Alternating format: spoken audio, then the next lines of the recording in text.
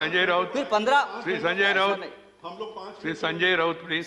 Sir, राष्ट्रपति जी के जो टाइम दिया उस हिसाब से राष्ट्रपति जी के अभिभाषण पर हम चर्चा कर रहे हैं।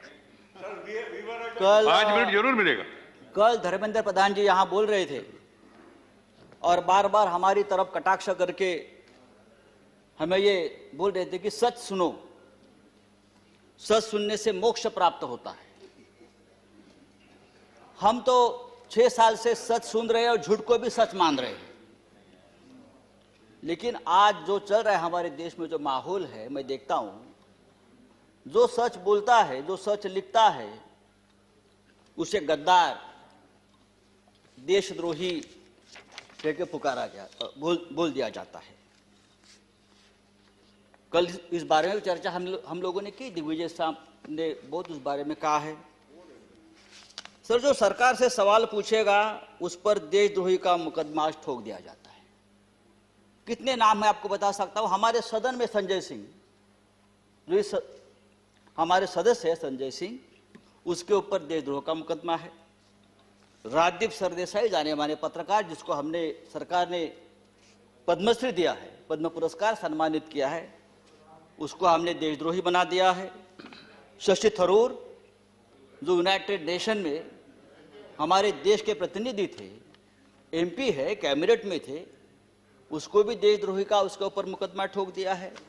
जो सिंघू बॉर्डर पर रिपोर्टिंग करने वाले मंजीत सिंह, धर्मेंद्र सिंह और भी ऐसे बहुत से पत्रकार हैं या लेखक है, उसको हमने इस कानून के तहत, देशद्रोह के कानून के खिलाफ मुकदमा ठोक दिया है।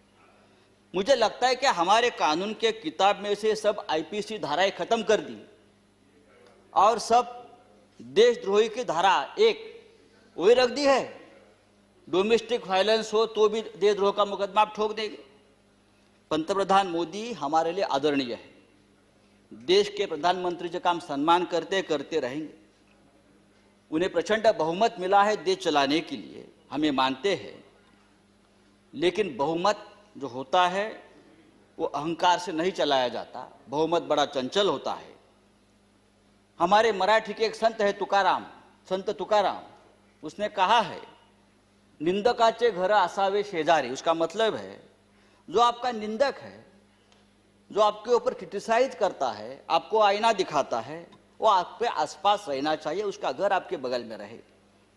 लेकिन आज ऐसा है कि जो निंदा करे, जो टीका करे, आप उसको बदनाम कर देते हो।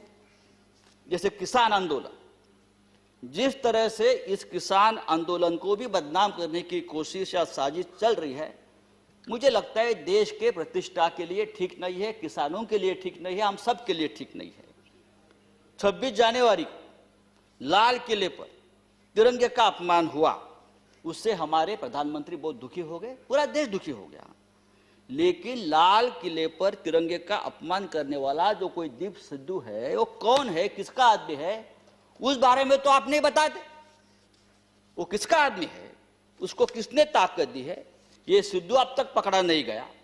लेकिन 200 से ज्यादा किसान इस प्रकरण में तिहाड़ जेल में बंद है और उनके ऊपर देशद्रोह का मुकदमा चल रहा है। 100 से ज्यादा आंदोलक जो युवा है वो लापता है। वो कहां है, पुलिस ने उसका क्या किया, उसका एनकाउंटर किया है, क्या क्या मार दिया, वो पता नहीं है। तो ये जो है, ये देशद्रोही है, अपने हक के लिए लड़ते हैं। लेकिन देश प्रेमी कौन है हमारे देश में? अर्नब गोस्वामी, जिसके वजह से एक निरपराध व्यक्ति महाराष्ट्र में जिसने आत्महत्या की, कंगना रनावत, ये देश प्रेमी है। राष्ट्रीय नेशनल सिक्योरिटी ऑफिशियल सीक्रेट संदर्भात, उस संदर्भ में उसने जो सामने लाया है, पूरा ऑफिशियल सीक्रेट तोड़ दिया हमारा। बालकोट स्ट्राइक के बारे में पहले से ही जानकारी सबको बता दी। हाँ, वो आपके शरण में है, उसको आपका प्रोटेक्शन है, ये राष्ट्रीय सुरक्षा का मामला है, आप उसके ऊपर बात नहीं करते। और यही आदमी, यह अर्नब गोस्वामी, जो हमारे मंत्री बैठे हैं वहां, प्रकाश जावड़ेकर जी, हम उसका आदर करते हैं, हमारे महाराष्ट्र से, क्या लिखा है उसके बारे में, प्रकाश जी के बारे में, जो उसने पूरा जो आप संभाषण, जो डायलॉग आया है ना, तो एक कैबिनेट को भी ये ठीक नहीं है, हमारे सरकार को ठीक नहीं। एक मंत्री के बारे में एक टीवी एंकर जिस भाषा का इस्तेमाल करता, अरे हम छोड़ा, हम राजनीति में, हमारे बारे में आप कुछ भी बोलो हम सहन लेंगे। लेकिन एक कैबिनेट में एक हमारे मंत्री है, उस बारे में जो बात करती है, और आपको शर्म आनी चाहिए सबको, आप उसको शरण दे रखिए। तो ये जो चल रहा है ये नहीं चलेगा सर। राष्ट्रपति जी ने अपने संबोधन में कहा है, भारत जब जब एकजुट हुआ है तब तब उसने असंभव से लगने वाले लक्ष्यों को प्राप्त किया है, एकजुटता की बात की है। अगर ये बात सच है तो गत 3 महीनों से दिल्ली के सीमा पर किसान आंदोलन की एकजुटता तोड़ने में सरकार क्यों लगी है? संजय जी, हजारों किसान आपका 6 मिनट गाजीपुर सिंगू बॉर्डर पर अपने हक के लिए लड़ रहे हैं, और आप इस एकजुटता में आपको देशद्रोह दिखता है।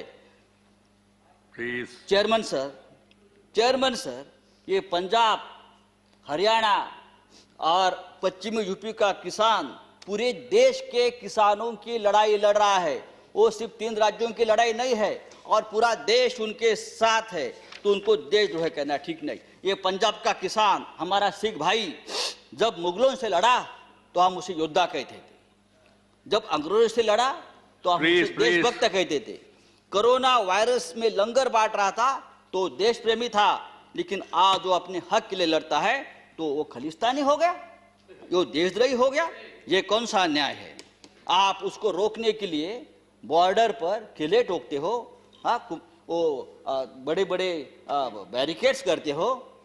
ये बैरिकेड्स, ये किले का जाल अगर आप लद्दाख के बॉर्डर पर करते तो चीन की right Sanjay ji, please. Kilometre अंदर नहीं आती। मैं आपको बताना चाहता हूं सर, ये ठीक नहीं है। लेकिन ये आंदोलन जब तक जिंदा है तब तक हिंदुस्तान जिंदाबाद रहेगा।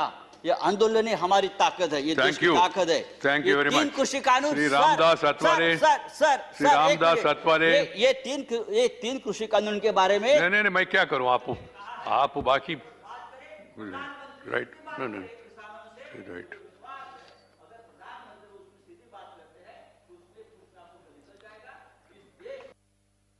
ठीक है, थैंक यू संजय जी। श्री रामदास अठवाले तो हमको बुलाया, वो नहीं है तो फिर आगे मौका नहीं मिलेगा। श्री देखो, हमारा टाइम भी बढ़ा हुआ है, ये तो ये तरीका है। श्री सतीश चंद्र मिश्रा जी।